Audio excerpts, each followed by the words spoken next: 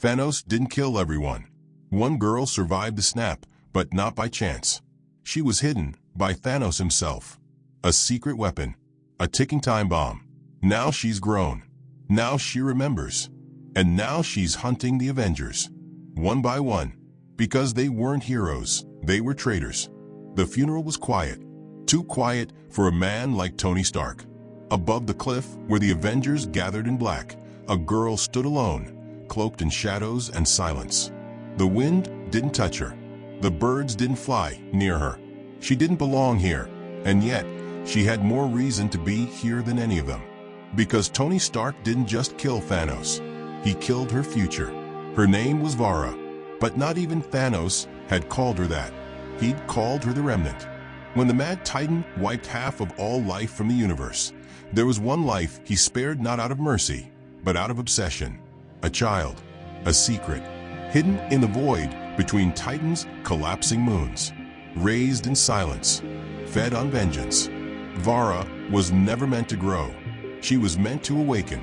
She watched the hologram of Tony play for his daughter, watched Pepper cry, watched Peter Parker clench his fists. They mourned a man who made choices. But Vara knew the truth. Tony didn't win the war. He buried it. The first time Vara had seen Earth, she thought it was beautiful. The second time, she came alone, in disguise, watching, learning. Her skin shimmered with leftover particles of the infinity energy. Her eyes absorbed frequencies human eyes couldn't process. She didn't bleed. She rebooted. She'd seen Hawkeye return to his family. She'd seen Wanda collapse at Vision's grave. She'd seen Hulk alone in the lab, studying a sample that wasn't his.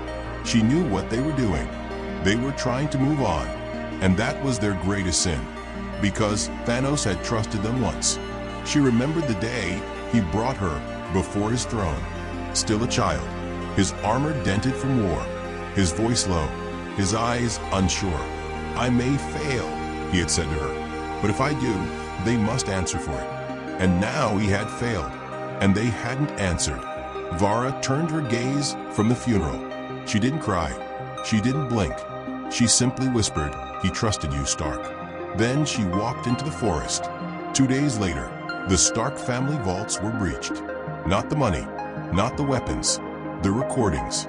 A secure AI vault, buried beneath a mountainside, open to her presence like it had known her all along. Jarvis would have stopped her, but Jarvis was gone. Inside, she found the final backup, Tony's last thoughts, left for Pepper, but intercepted before they could be delivered. "Pep," the recording said, "I have to tell you the truth. Not about me, about them." He looked older than she remembered, more tired. His voice cracked. Thanos didn't want to kill half the universe. Not originally. That was us. That was the pact. Vara paused the video. Her hands shook. She was absorbing every frequency in Tony's voice, analyzing for lies. There were none. Tony's voice returned. "It was me, Strange, Rogers, and Thor. We agreed if the snap happened and it worked, we wouldn't fight it. The universe needed balance. We just didn't think he'd do it without us." He looked down, but then he killed Peter, and I couldn't live with that. Vara stared into the dark. A pact, a betrayal. The Avengers hadn't stopped Thanos because they were heroes. They'd stopped him because he didn't follow their terms. She rewound the clip, listened again, over and over. Thor agreed. Steve agreed. Even Strange. She looked down at the suit forming across her body. It was built from nanotech, except not Earth's, not Wakanda's. Something older, something buried with the Black Order, left behind when they fell. She wasn't a weapon. She was a witness. And now she was a verdict. At night, she wandered into a scrapyard where pieces of the Iron Legion had been dumped. She activated them without touching them. They remembered Tony. They remembered fear. One of them spoke. "Identify." Her voice echoed like thunder in metal. "Remnant. Level Omega. Execute." The suits dropped. She walked into the pile and walked out with 20 pieces of history floating behind her like ghosts. By the end of the week, the first message was sent. It arrived in Steve Rogers' inbox via an encrypted frequency no longer in use. A single line. You broke the pact. I have the proof. I am coming. Steve's hands trembled. No name, no origin, but he recognized the encryption signature. It was Titan's, and he was the only Avenger who had ever stood on Titan and left alive. In a cabin on the edge of the Rockies, Bruce Banner ran tests on cosmic radiation left in his blood after the snap. The results didn't make sense. His DNA had been rewritten, but not by the Infinity Stones. By something else. It pulsed like a heartbeat. He looked up. The sky outside was glowing purple. A shape floated past the trees. It didn't land. It watched, and then vanished. He closed the blinds. For the first time in years, Hulk whispered something to him. She knows. Across the galaxy, the Guardians intercepted a faint distress signal hidden in the remains of the destroyed Dark Aster ship. It was a child's voice, repeating one sentence. He made me watch you lie. Rocket traced the voice. Gamora went silent. Quill whispered, "Wait, who the hell is she?" But no one answered. On Earth, Vara sat above the clouds, watching the world rebuild itself on a lie. She didn't care about politics. She didn't care about flags. She didn't want balance. She wanted debt paid in blood, one name at a time. She whispered them. Rogers, Thor, Strange, Banner. Then her voice lowered. Stark. She stared at his grave. I'm starting with you. And in the dead of night, Iron Man's tomb cracked open from underneath. But it wasn't his body they were after. It was the arc reactor, still glowing, still beating, still lying. The arc reactor pulsed in her hand, soft blue light flickering like a wounded heartbeat. Vara stared at it, not as a relic of the past, but as a key, a lie wrapped in brilliance. She didn't speak, but her thoughts were loud enough to shake the tomb. Tony Stark's legacy had always been power disguised as protection. But now, the protection was gone, and the power was hers. She stood over the cracked stone that once held his body. The funeral had buried a symbol, but Vara hadn't come for the symbol. She came for what it powered. Stark's arc reactor still ran, still hummed, still linked to the nanotech hidden deep in Earth's defense satellites. Vara could feel the frequencies sinking. She didn't need to hack anything. The world had already been programmed to recognize Stark. And now it recognized her. In Wakanda, Shuri's lab flickered. Monitors turned blue. Emergency protocols activated without warning. Artificial gravity shifted for 2 full seconds, just enough to cause concern. She looked up, narrowed her eyes, and muttered, "That's not Stark." On the other side of the planet, Captain Marvel landed like thunder in the Mojave Desert, where a classified SHIELD base had gone dark 2 hours earlier. No signs of life, just static, silence, and symbols burned into the walls. A circle with 6 edges, the mark of the remnant. She didn't hesitate. She walked into the base, fingers glowing, ready to ignite. The first hit came from behind, fast, hard, like a bullet made of starlight. Carol flew across the hall, slammed through 3 walls, and crashed into a titanium vault. Her power lit the entire base, heat, radiation, force. But Vara stepped through it like smoke. Carol blinked. "Who the hell are you?" Vara's voice was calm, cold. "Someone who watched you agree to a genocide." Carol stood. Her eyes flared. "You think I made the snap happen?" "I don't think," Vara replied. "I remember." And then she moved. No flight, no warning, just speed. Fists collided, walls cracked, light bent. Carol launched into the sky, dragging Vara with her, punching as they broke the sound barrier. But Vara wasn't breaking. She was absorbing. With every hit, her body glowed brighter. Her suit shifted midair, its texture mimicking Carol's energy signature. The nanotech began realigning. Carol threw a photon blast that split the sky. Vara caught it midair and ate it. The glow inside her chest flared like a dying sun. Her voice shook the air. "Your power is stolen. Mine was built for this." Carol tried to rise again, but her vision blurred. Her knees buckled. She felt something leave her. something permanent. She collapsed in the sand, gasping, her glow gone. Vara stood over her, not to finish her, but to study her. Thanos didn't just snap the weak, she whispered. He spared the guilty. He believed you could change. She turned her back. I no longer do. She vanished into the atmosphere, leaving Captain Marvel powerless, broken, and alone beneath the stars she once called home. Back in the city, Steve Rogers stood in a private chamber beneath Avengers Tower. He stared at an old hologram, one of the last meetings they had before the snap. Tony, Thor, Strange, all of them present. The conversation was clear.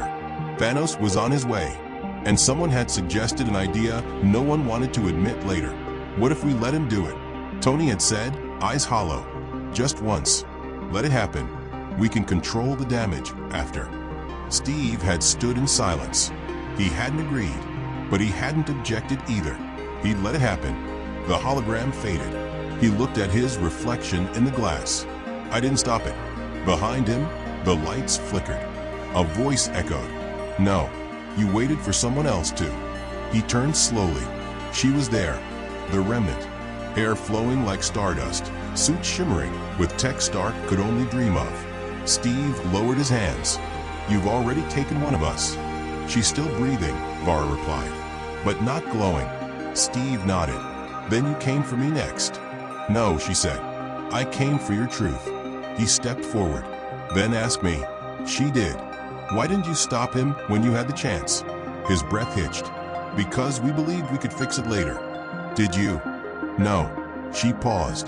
Calculated. Measured the lie. There wasn't one. Steve held his ground. What you're doing? I'm finishing what he couldn't, she snapped. Not with a snap. With judgment. One name at a time. You think vengeance will restore balance? No, she said.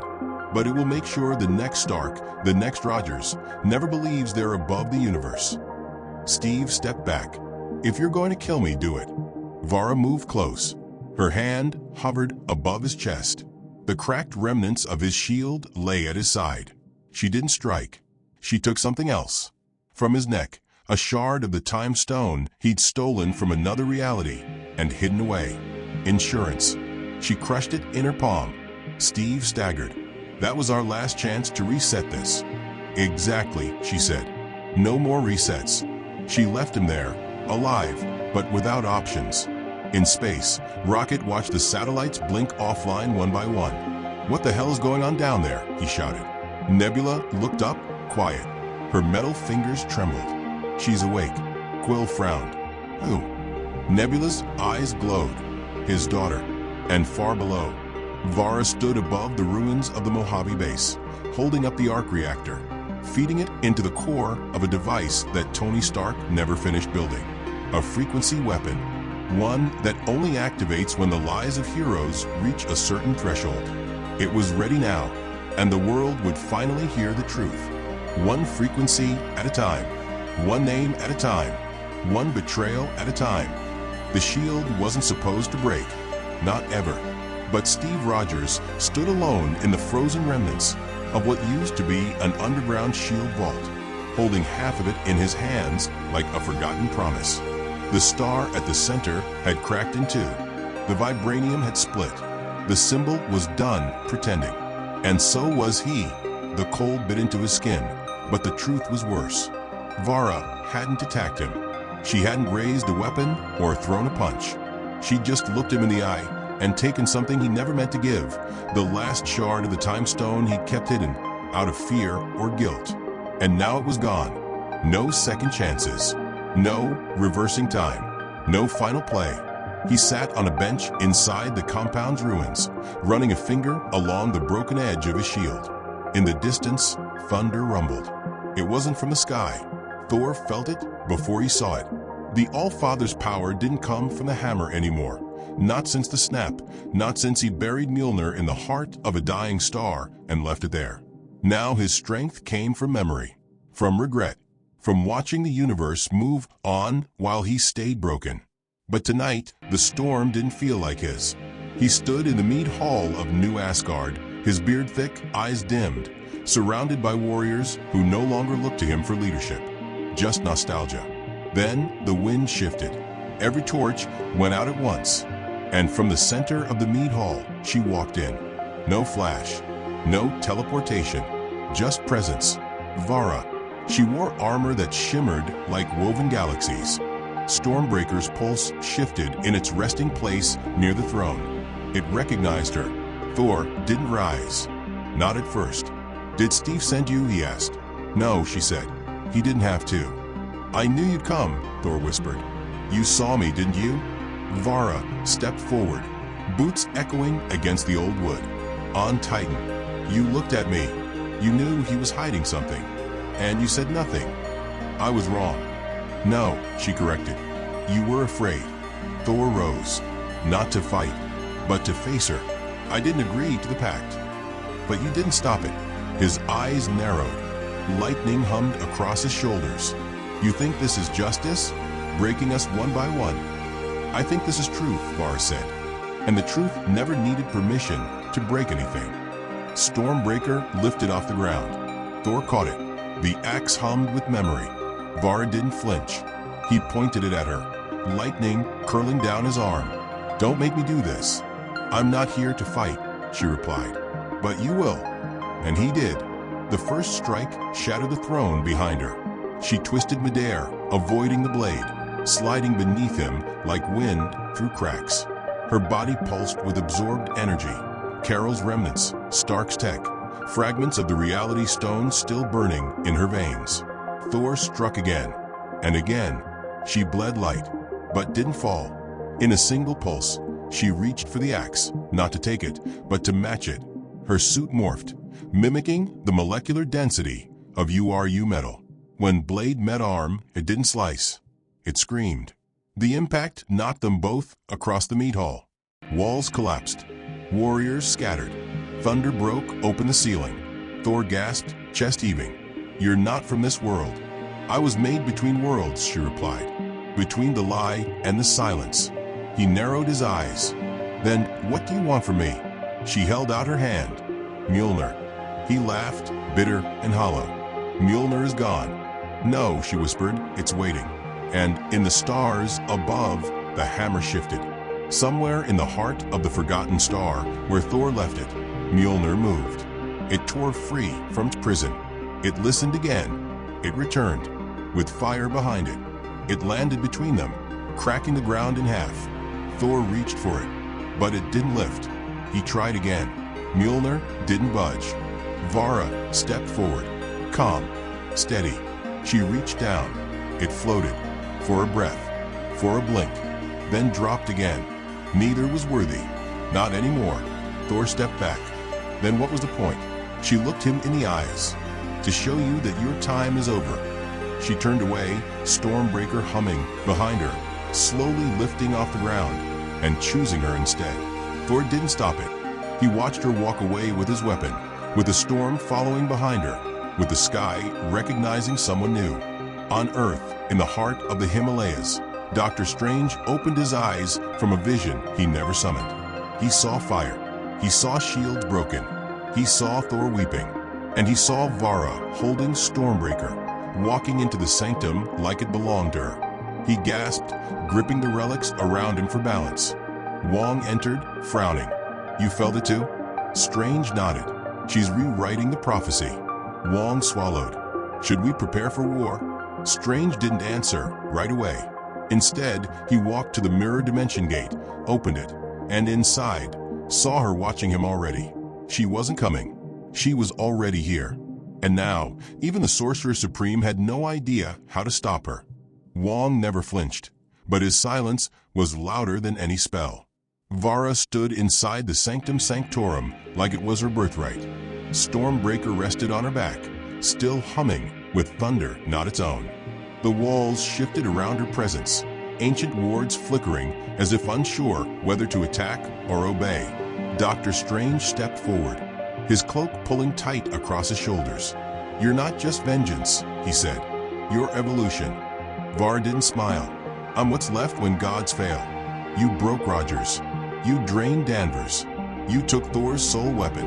Now you want mine. I want your memory," she said. "The one you buried." Strange didn't blink. I erased that moment to protect reality. No, she replied. You erased it because you were part of it. The mirror dimension trembled.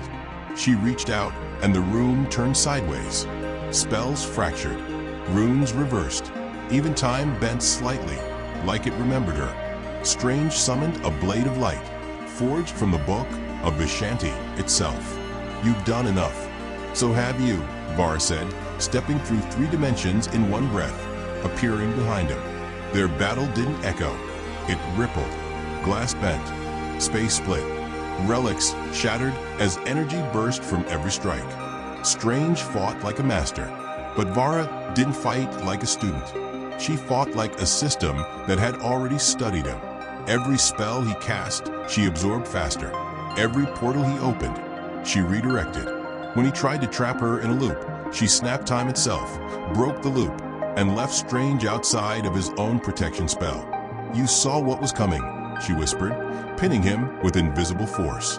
And you let it happen, because it was easier. Strange gasped, vision shaking. You think breaking us will bring peace? No, she said, but it will bring memory, and memory brings judgment. Then she took the eye of Agamotto, not for power, for proof. The time stone inside had long been destroyed, but it still remembered what it once held. She closed her fist around it, and everything changed. Across the universe, fragments of the erased truth began to surface. In Wakanda, Shuri dropped a relic as the lights blinked with data she'd never programmed. In the quantum realm, Janet Van Dyne saw shapes returning in the walls, faces that didn't belong to any timeline. In space, Rocket watched every Stark satellite flash the same word at once: remnant. Vara stood on the sanctum's steps now. Strange lay behind her, breathing but defeated. She looked to the sky. 3 names left: Banner, Peter, and one more. The one who never wore a suit. The one who pulled the strings behind the pact. The one even Thanos feared. Nick Fury. Bruce Banner never ran. Not even when Hulk lost control. Not even when half the world turned to dust. But today he ran. Through a burned-out lab, deeper into a bunker hidden beneath the Rockies. Not because he was afraid of her, but because he finally understood why she existed. He saw it in her eyes during their last encounter. The same eyes Thanos had when he spoke of balance. But this time, there was no balance, only debt. And Vara had come to collect. The lights above Banner flickered as power died in every generator. He activated emergency shielding, placed himself inside a gamma-proof vault, and whispered into his comms, "Peter, she's coming." Vara didn't break down walls. She walked through them. The nanotech in her skin now rippled with cosmic signatures. Danvers' energy, Thor's thunder, Stark's code, Strange knowledge. Stormbreaker rested on her back, like it had found its true owner. She wasn't a survivor anymore. She was the final consequence. "Banner," she said, standing beyond the reinforced glass. "You knew about the pact, but you didn't stop it." "I didn't agree to it," he replied. "I fought him. I lost. You lived." Her voice cracked the vault. "I didn't ask to be spared," Bruce said, almost pleading. "I tried to fix it. You turned into a celebrity." She raised her hand. The glass melted into light. Bruce didn't fight. He stepped forward, opened his arms. "If you're going to finish it, do it. But do it as yourself, not as him." Vara paused. Something broke in her expression. Then she turned away and left him alive. Because Banner's guilt wasn't fake. His truth didn't need punishment. It needed to stay. In New York, Peter Parker stood on the rooftop of an old school building. The wind felt heavier now. He remembered Vara from the shadows, from the edges of battles he didn't understand, from the way Stark used to go silent when Titan was mentioned. She appeared behind him silently. "I thought I'd be last," Peter said. "You were supposed to be." "Then why now?" She stepped beside him. "Because you're the only one who didn't lie." Peter nodded. "I didn't know. You were a kid," she said, "and they let you believe they were heroes." "I still want to believe that." Vara looked down. "Then maybe you should." He turned to her, eyes glassy. "Are you going to kill Fury?" She didn't answer. But she was already gone. Fury waited. On a helicarrier no one knew existed. Buried under the Atlantic, sealed away after the blip, abandoned. He knew she'd find him. She didn't knock, didn't threaten. She just walked onto the deck like she'd always belonged there. Fury raised a glass. Took you long enough. You're not surprised. I knew it would be you. Not him. Not them. You made the pact. I made the call, Fury said. Because heroes don't. Soldiers do. She stared. Then you knew he'd snap. I knew the universe needed a lesson. We just hoped Stark would clean it up. And the child you left behind? His jaw tightened. She was never part of the plan. I am now. Fury didn't fight. Didn't run. He finished his drink, walked to her, and handed her something. A simple file. Her origin. Everything she was never told. Vara opened it. A photo. Her mother. And a line of Stark Industries code embedded in her DNA before birth. She wasn't just Thanos' remnant. She was Earth's. Fury spoke softly. You wanted vengeance. But what you really needed was the truth. Vara dropped the file and walked to the edge of the carrier. She didn't kill Fury because the truth hurt more than punishment ever could. Above the clouds, she hovered, watching, remembering, becoming something new. Not a weapon, not a hero, not Thanos' daughter, just Vara. And the universe would never forget her name. End of story.